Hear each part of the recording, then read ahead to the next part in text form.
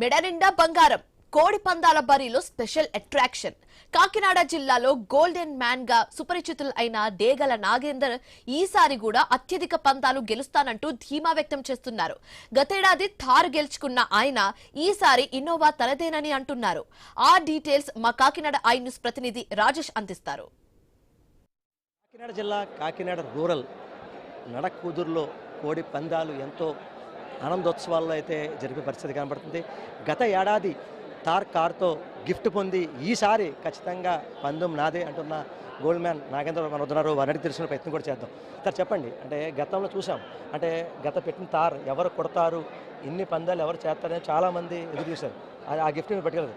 ఈ సంవత్సరం Innova car ఉంది, అయితే మీకు అనిపిస్తుంది? ఖచ్చితంగా ఇన్నోవా కూడా నెంబర్ బుక్ చేసాం, ఆల్రెడీ ప్లేట్ బుక్ చేసాం. ఖచ్చితంగా ఈ సంవత్సరం కూడా మనమే కొడదామండి. కానీ ఇద్దరూ కావాల్సిన వాళ్ళే. ఈ 3 రోజుల మట్టికి మాత్రం వదిలేదే లేదు, ఖచ్చితంగా ఫైట్ ఇస్తాం. అంటే ఈ సంక్రాంతి సంబరాలంటే ప్రతి ఒక్కరికి గుర్తొచ్చేది గోదావరి జిల్లాలో. అది గోదావరి జిల్లాలో ఇప్పటికే కోడి పందాలు ఫుల్గా ఏర్పాట్లు చేశారు. దాంట్లో ప్రముఖంగా మిమ్మల్ని, అంటే ఈ కోడి పందాలు ఒకవైపు అయితే గోల్డ్ మ్యాన్ ఎవరని చెప్పి చూడడానికి చాలామంది వస్తారు, మీకు ఎలా అనిపిస్తుంది? అందరికీ తెలిసిన వాళ్ళని, సుపరిచితుడిని. లోకల్లో వ్యాపారాలు అయ్యి ఉన్నాయి, తెల్లారులు వేస్తే అన్నయ్య తమ్ముడు అందరూ పక్కన ఉండేవాళ్ళే. మనవాళ్లే కదా, ఆనందంగా ఉంటుంది అంతే. ఈసారి కోడి పందాలకి ఎన్ని కోళ్ళు సిద్ధం చేశారు, బర్రెలు ఎన్ని పెట్టబోతున్నారు?